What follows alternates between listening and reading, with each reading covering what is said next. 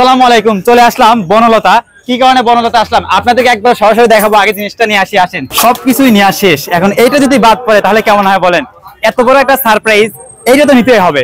চলেন কি সারপ্রাইজ আপনাদেরকে সরাসরি দেখাবো। আসেন। কার বাসায় দেখছেন আজকে বড় ভাইয়ের জন্মদিন, বাট বড় ভাই কিচ্ছু জানে না। আপু এবং আমি এবং বাড়ির সবাই মিলে বড় ভাই সারপ্রাইজ দিব। ভাই আজকে সারাদিন ভিডিও করতে গেছে, এখন অব্দি বাসায় আসি নাই।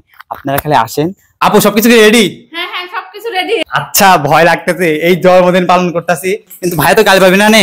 জানেনই তোর ভাই কি বলবে, বকা দেবে নাকি না আমার জানা নাই। আমার দুই ভাগ্নে আসছে, ওদেরকে একটু আনন্দ দেওয়ার জন্য। এবং ভাইয়া যে ব্যস্ত থাকে, এত ব্যস্ততার মাঝেও আমরা ভাই বোন মিলে করছি। এখন কি যে করবে এখন সেটাই ভাবতাছি।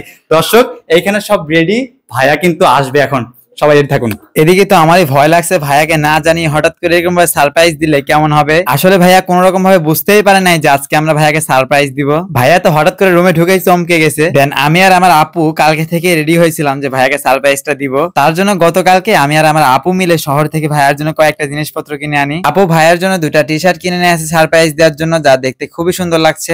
হ্যাঁ, গেঞ্জিটা কেমন আছে তাই বলেন? আমি তো শালা হই তাই না, এখন আমার পক্ষ থেকে তো কিছু দেওয়া উচিত। আপনারা কি বলেন? ছোট্ট একটা উপহার আপনার জন্য।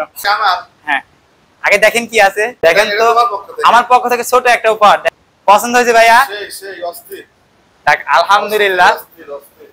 কেমন হয়েছে আমার শালা বাবুর? কিন্তু গিফট এইটা এইরকম মাঝে মধ্যেই, মানে বছরে ৩-৪ বার জন্মদিন হলে মনে মনে ভালো হয়। মানে এইটা নিয়ে আসার কারণ কি জানেন? আমি ইদানিং পছন্দ করতেছি যে আপনার এটা রাবার নেই, এটা খুলে পড়ে গেছে। এটা এই জন্য আমি ভাবছি অনেকবার এই যে কি নেওয়া যায়, এটা খুলে পড়ে গেছে, এই জন্য তুমি দিছো এটা। আমি ভাবতেছি কি দেওয়া যায়, আমি খুঁজে পাচ্ছি না যে ভাইকে কি দেব। বাট এটাও কিন্তু আপুরই পছন্দ, যে তোমার দুলাভাইয়ের জন্য তুমি একটা মানে নিতে পারো। তো যাই হোক, ভাইয়ার পছন্দ হয়েছে। জন্মদিনটা আজকে বড় ভাইয়ের, বাট আমরা সবাই মিলে কেক কাটছি। আমাদের জন্মদিনটাও বিশেষ কিছু না, ভাইয়াকে সবাইকে নিয়ে একটু আনন্দ দেওয়াটাই মূল উদ্দেশ্য। Happy birthday to you, happy birthday to you. যাক, আলহামদুলিল্লাহ। বিসমিল্লাহ। আগে অসংখ্য ধন্যবাদ এত সুন্দর আয়োজন করার জন্য। আমি তো ভাবছি আপনি আমাকে গালি দিবেন, আমাকে আর আপুকে। আমি কিন্তু সিরিয়াসলি ভয় ছিলাম যে আপু আমাকে গালি দিবে, বাট আলহামদুলিল্লাহ ভাইয়ারা খুশি হয়েছে। আসলে আমার এই ছোট ছোট ভাগিনেরা বাসায় থাকে না, একটু ওদেরকে আনন্দ দেওয়ার জন্য, ভাইয়াকে আনন্দ দেওয়ার জন্য।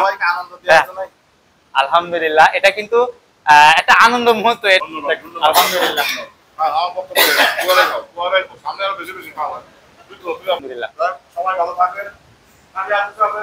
আরো কিছু আছে, আরো কিছু আছে, এখনো তো শেষই হয়নি। এখনো সব থেকে বড় ধামা।